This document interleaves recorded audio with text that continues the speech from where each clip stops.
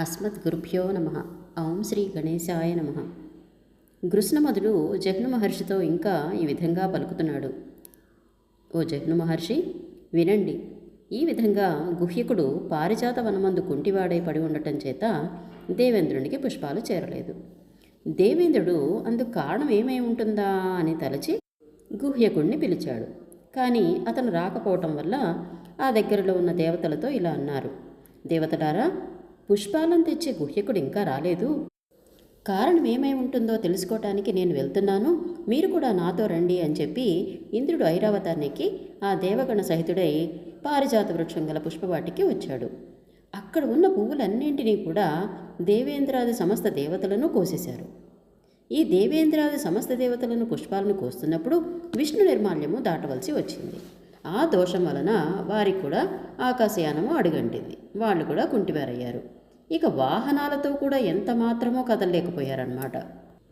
ఇక అప్పుడు అక్కడికి వచ్చిన సత్యజిత్తు ఇలా దురవస్థల పాలై ఉన్న దేవేంద్రుడు మిగతా దేవతలందరినీ చూసి ఆశ్చర్యంతో వాళ్ళకి నమస్కరించి ఇట్లా అన్నాడు: ఇంద్రాది దేవతలారా, మీరు చిన్నదైన ప్రయోజనానికి ఇలా బద్ధులై విచారాన్ని పొందుతున్నారు. ఎందుకు ఇటువంటి పని చేశారు అని అడగ్గా అప్పుడు దేవతలు తలలుంచుకుని,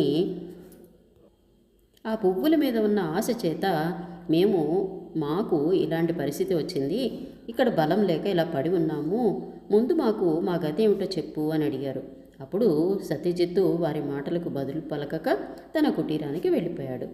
ఇక ఆ పూదట యందు విచారగ్రస్తులై ఆ ఇంద్రాది దేవతలు 11 రోజులు ఉండిపోయారు. ఏ కోరిక కోరితే ఆ కోరికనిచ్చే స్వర్గలోకమూ లేదు.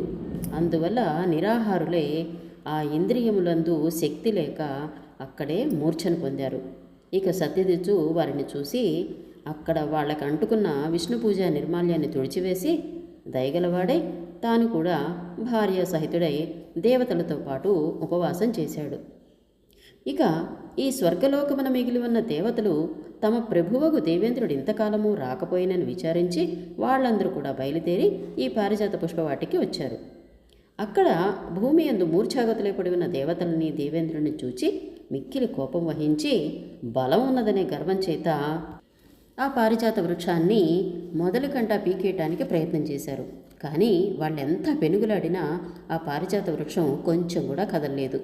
ఇక కొంతసేపు వాళ్ళు అలాగే పెనుగులాడి ఆడి ఆడి చేతులు లాగి పీకటమే కానీ చెట్టు మాత్రం కదలకుండా ఉండటం చేత వాళ్ళ ప్రయత్నాన్ని మానుకున్నారు. ఇక నారదుడు ఆకాశం నుండి ఈ విషయం అంతా చూసి దేవతలందరూ మూర్ఛాగతులే ఉండటం చూసి ఆశ్చర్యాన్ని పొంది ఆ దోష నివారణార్థము మిగిలిన దేవతలను తీసుకుని విష్ణులోకానికి వెళ్ళాడు. ఇక నారదుడు అక్కడ దయాసముద్రుడైన నారాయణుడికి నమస్కారం చేసి శిరస్సు వంచి చేతులు జోడించి స్తోత్రం చేయడం ప్రారంభించాడు. ఆర్తత్రాణ పరాయణ, నీవు స్వర్గలోకములకు పాలకుడవు, విశ్వమంతా నడుపువాడవు, సర్వేశ్వరుడవు, సర్వగతుడవు, సర్వానికి ఆధారభూతుడవు, సురలకు నాయకుడవు, అట్టి నీకు వందనము. నీవే సృష్టి స్థితి లయములకు మూలకారుడవు, త్రిగుణాత్మకుడవు, త్రిగుణాధారుడవు, త్రిమూర్తి స్వరూపుడవు, త్రయీశ్వరుడవు. నీ మాయల వల్లనే స్థావరజంగమ రూపమైన ఈ ప్రపంచం ఉద్భవిల్లినది. శేషపన్నగమందు శయనించి నీవు ఈ విశ్వమంతా ఏకసముద్రముగా నగునప్పుడు జగమంతయు లయమనరించి నీవు మాత్రం మిగిలి ఉంటావు. ఈ జగత్తున నీవే ముఖ్యుడవు, శాశ్వతుడవు, స్వయం ప్రకాశకుడవు, జగత్తుకు కారణభూతుడవు నీవే. ఈ జగత్తుకు లోపల బయట కూడా వ్యాపించి ఉండువాడవు నీవే. ఓ ప్రభు, నన్ను రక్షించండి, మీకు నమస్కారము. దేవతలకు అధిపతి యగువాడా, మీకు వందనము అని ఈ విధంగా స్తోత్రం చేస్తూ ఉంటే ఆ నారదుని స్తోత్రాన్ని నారాయణుడు విన్నవాడే ఏమీ తెలియని వాని వలె నారదునితో ఇట్లా అన్నాడు: నారదా, కుశలమే కదా? నీవెందుకు ఇక్కడికి వచ్చావు? కారణం ఏమిటో చెప్పు. నీవు వాంఛించే కార్యము దేవతలకు రాక్షసులకు కూడా కష్టసాధ్యమైనా సరే నేను తప్పక తీరుస్తాను అని నారాయణుడు పలుకగా విని నారదుడు తను వచ్చిన కార్యం గురించి చెప్పటానికి మిక్కిలి సిగ్గుపడి, నారాయణ, ఏమని చెప్పాలి? ఇంద్రుడు మొదలగు దేవతలందరూ గొప్ప ఆపదను కలిగించే కార్యం చేశారు. భూలోకంలో పారిజాతము అని ఒక వృక్షం ఉన్నది. ఆ పారిజాత పుష్పాలు చాలా అందంగా ఉంటాయి, మనస్సుకి ఎంతో ఆనందాన్ని ఇస్తాయి. అది చూసి ఆశ్చర్యాన్ని పొంది దేవేంద్రుడు సపరివారంగా దొంగతనంగా ప్రతిరోజు పువ్వుల్ని తెప్పించి అనుభవిస్తున్నాడు. అంతటితో తృప్తి చెందక రంభాదుల మాటలను విని భూలోకానికి దేవతలను వెంటబెట్టుకుని వెళ్ళి ఆ పారిజాత వృక్షము దగ్గర అగ్నిహోత్రమందు పడిన మిడతల వలె పడి ఉన్నారు. అమృతాహారులైన దేవేంద్రునకు దేవతలకు కూడా 11 రోజుల నుంచి కొంచెమైనా భోజనం లేదు. దానివలన వాళ్ళు బాధ చెంది మరణ సమానులై మూర్ఛలో పడి ఉన్నారు.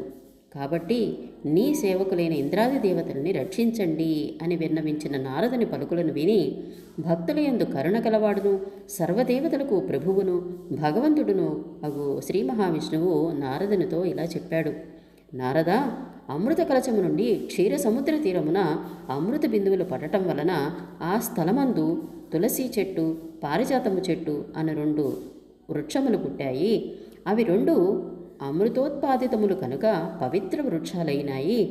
సత్యజిత్తు అనువాడు దరిద్రుడవుట చేత అదృష్టవశాన ఇట్లా లభించిన చెట్లకు నీళ్లు పోసి పెంచి పూదోట నేర్పరిచి ఆ పువ్వుల వలన జీవనం సాగిస్తూ ఉన్నాడు. ఇంద్రుడు ఆ పుష్పాలను ఆశించి దొంగతనంగా హరించాడు. సత్యజిత్తు ప్రతినిత్యము పువ్వులను కానక విచారించి శ్రీ విష్ణువుని పూజించు పత్ర పుష్పాది నిర్మాల్యమును ఆ పూదోట యందు చల్లాడు. మరుసటి రోజు వారు వచ్చి పుష్పాలను కోస్తూ దేవేంద్రాది దేవతలందరూ ఆ విష్ణు నిర్మాల్యాన్ని దాటారు. అందువలన పాదస్పర్శం సంభవించింది. కాబట్టి వారి ఆకాశగమనము నశించి కుంటివారే అక్కడే పడి ఉన్నారు. ఈ దోషమంతా నా యొక్క ఫల పుష్ప పత్ర తోయాది పూజా నిర్మాల్యమును పాదములతో తొక్కుట చేతను దాటుట చేతను సంభవించింది. తెలిసి గాని తెలియక గాని నాకు సమర్పించిన పత్ర పుష్ప ఫల గంధ నైవేద్యాది నిర్మాల్యమును నాకు అభిషేకించిన నీటిని పాదములతో దాటినవాడు తొక్కినవాడు పాదస్పర్శ గావించినవాడు ఈ లోకమందు పరలోకమందు కూడా కుంటివాడై ఉంటాడు. సత్యజిత్తు ఇంద్రాది దేవతలను చూసి ఇంకా ఎవరికేమి దోషము కలుగుతుందో అని భయము కలవాడే ఆ నిర్మాల్యాన్ని తుడిచివేశాడు. ఇక ఇంద్రాది దేవతలు ఆ దోషానికి పరిహారం తెలియక తిండి లేక అక్కడే పడి విచారిస్తున్నారు. శుద్ధ పాడ్యమి మొదలుకొని 11 రోజులు అమృత నాశనులకు దేవతలకు భూమి యందు తిండి లేకపోయింది. ఇంద్రుడు దేవతలతో కూడా తిండి లేక చావుతో సమానమైన మూర్ఛను పొందాడు. సత్యజిత్తు దేవతలకు తిండి లేకపోవటం వలన తన భార్యతో కూడా ఉపవాస వ్రతము చేస్తూ దేవతల జీవనార్థమై నన్ను ప్రతినిత్యము పూజ చేస్తున్నాడు. కాబట్టి ఇంద్రుడు మొదలగు వారు మూర్ఛను పొందినది మొదలు నేటి తిథి ఏకాదశి. ఈ ఏకాదశి తిథియందు సత్యజిత్తు భక్తి గలవాడై సర్వ విధోపచారముల చేతను నన్ను పూజించి నా సన్నిధిని నారాయణ మంత్రమును జపము చేసి రాత్రంతా జాగరణం చేస్తే నేనతనికి ప్రసన్నుడను కాగలను. పిమ్మట సకలమును సమకూడును అని నారదునకు శ్రీ మహావిష్ణువు ఆజ్ఞ ఇవ్వగా హరిభక్తి యందు ఆసక్తి గల నారదుడు హరిని పూజించి ఆకాశ మార్గమున అక్కడి నుండి కదిలి వెళ్ళాడు. ఇంతటితో మాఘమాసంలో 21వ రోజు 21వ అధ్యాయం సంపూర్ణం.